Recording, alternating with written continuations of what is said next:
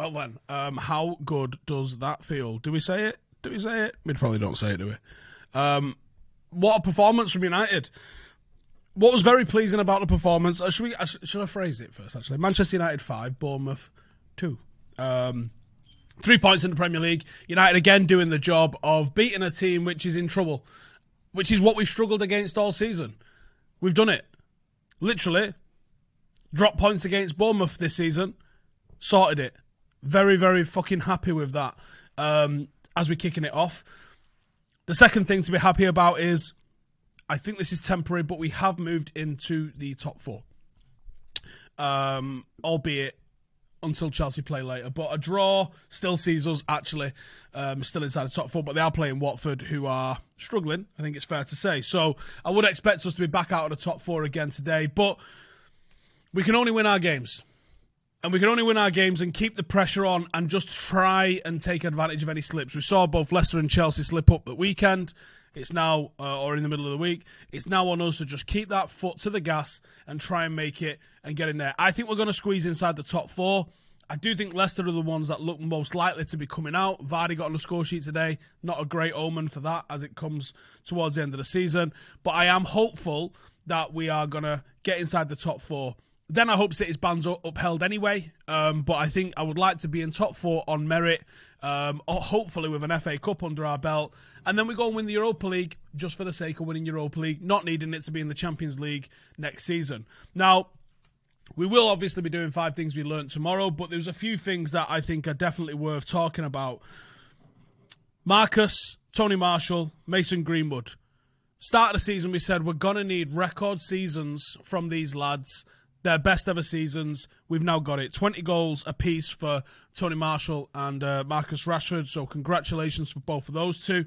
But 15 goals for Mason Greenwood is actually ridiculous. Actually ridiculous. And if you look at what his recent records, phenomenal. And the 2 goals today were outrageously good goals.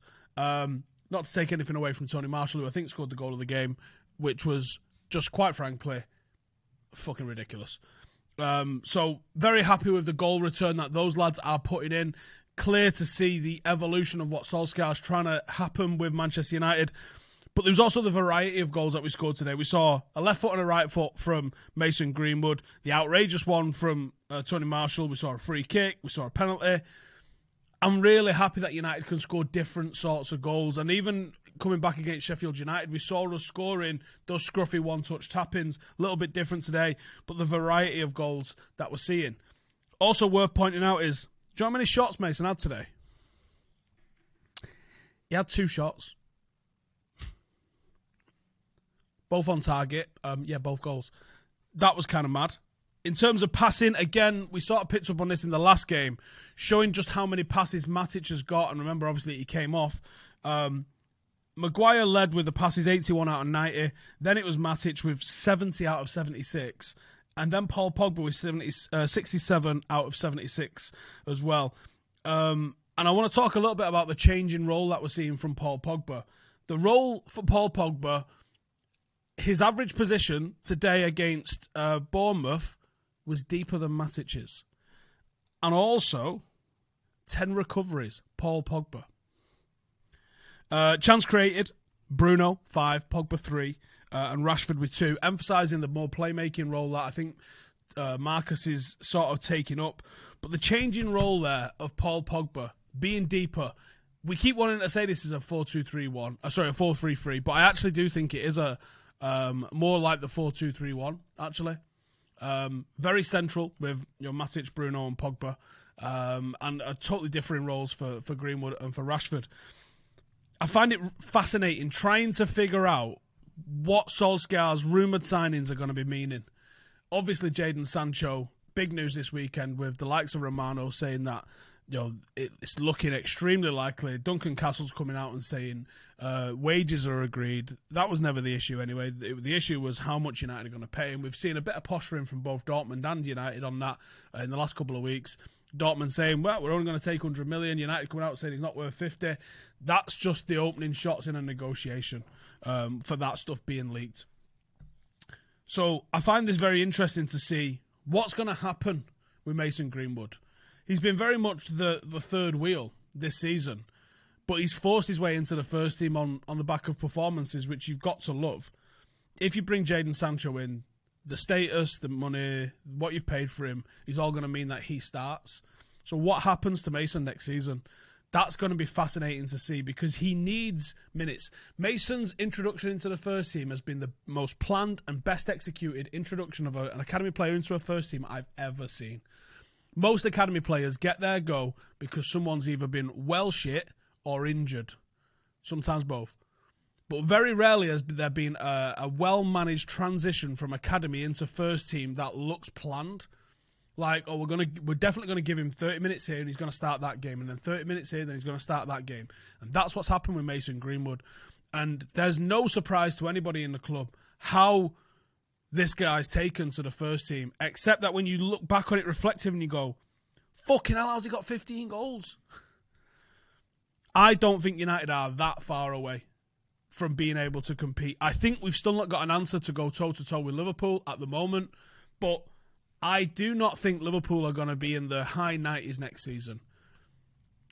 I just got this nagging doubt in my mind that because it's been 30 years, I feel like there's going to be a drop-off. And I could be well wrong. And they might win 3 in a row. But almost to a point like where when City won their first one, there was a dip, and they didn't repeat one until Guardiola had to spend 4 or 5 billion, whatever it is they spent. The repeating and the retaining of the titles, massive and massively difficult to do. And Liverpool have averaged nearly 100 points twice, 2 seasons back to back.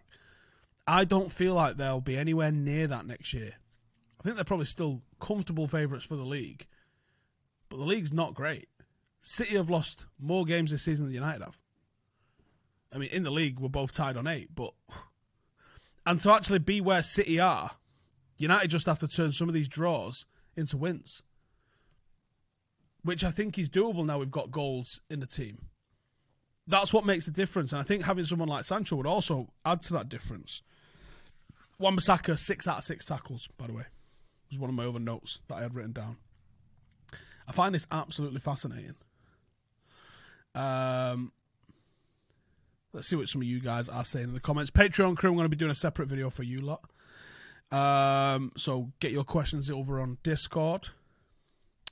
We need squad depth. I would definitely agree on that. The introduction of Bailly at halftime, I haven't seen if Solskjaer said that was for an injury or if it was just for rotational purposes. But the introduction didn't have an immediate start that we hoped it would have, did we? Obviously, with him giving a penalty away. Possibly harsh, but either way, he gave the penalty away. The starting 11 starting to click. What's behind the starting 11 doesn't fill me with the confidence that they'll be able to compete on 3 or 4 fronts next season. I think we will be able to get some momentum in the league, and I think United are going to be higher than we are. If not, no, I don't think we can mount a title challenge, but I definitely think we're going to be higher than we are, and we'll see. Led on the bench for Villa. I think it's too early still. I don't know if he's actually trained everybody yet. I did speak to him last week, and he still hadn't actually managed to get to training, and he had his coronavirus test on Thursday, so I imagine if that was all clear, he's probably cleared to start training. I doubt they throw him on the bench after a couple of games. I think there'll probably be more. Solskjaer said Lindelof was struggling with his back. Well, there you go. Yeah, there you go. That was the reason then, and that makes sense, and that's fine. I wouldn't want to risk anybody with, we've gone and shut teams out and put the game to bed. Fine. I don't think you need to be risking anybody. Mengi on the bench versus Villa. Now, that's got more of a shout, I think. But again, there's no need to run the players into the ground. There is a bit of a gap now. There's a bit of a gap this week, and then next week it gets a bit crazy again. Happy days. Happy days. Nathan says, for the first time we've a proper first choice 11 in 5 years. Well, do you know how all of those records everyone loves to bring up when it's going tits up?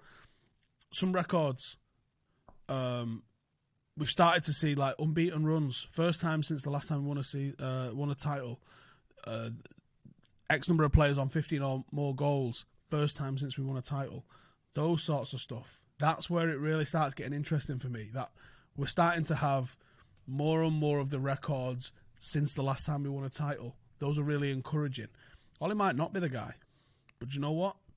I really enjoy what he's doing to this football club. And if he's backed in the summer, like if we brought in, let's say it was Koulibaly, I don't think it's going to be, but let's say it's Koulibaly, let's say it was Sal Niguez, let's say it was Jadon Sancho, 3 definite starters. Definite starters in the way Maguire, Wan-Bissaka and Bruno have been. If there's 3 more starters added to that team, it starts to look like an Ole Gunnar Solskjaer team. It starts to look like players he's signed.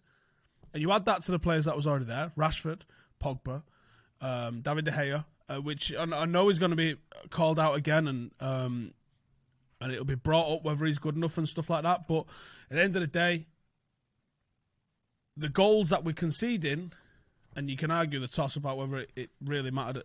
Well, it did really matter at Tottenham. If he's really starting to cost us, because even though in games he's making mistakes, he's still pulling out really good saves. Our expected goals against, prior to today, because I haven't seen what it is today, was 31.5 goals to be conceded in the league, and we conceded 31 goals. Can't really complain. You would obviously want your goalkeeper to be saving you some, and a couple of years ago that's what De Gea was. And this season, Henderson's that. I wonder, would people be as arsed if it wasn't the obvious choice of Dean Henderson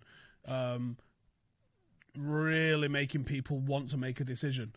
The nightmare scenario that you've got is that David De Gea's on somewhere in the region of 400 grand a week, and that's going to be extremely difficult to shift, even if you wanted to.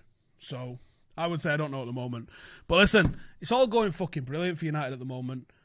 Coming back from 1-0 down, we've seen teams be able to park the bus against us and just completely clam up, and we didn't see that today. And I'm fucking delighted that we didn't see that today. Cam, can you throw the shop link in the description for me, please? The away shirt that we've got for Stretford Paddock has been absolutely flying out. If you would like to get one on pre-order, Cam's going to bang the link in a minute. Check it or refresh your page, and you should have one there in about 10 seconds or so. Go and check it out. It is available on pre-order. If you're a Patreon or one of the YouTube members, you'll be able to buy yours like straight away. So cheers for joining us. Go check that out.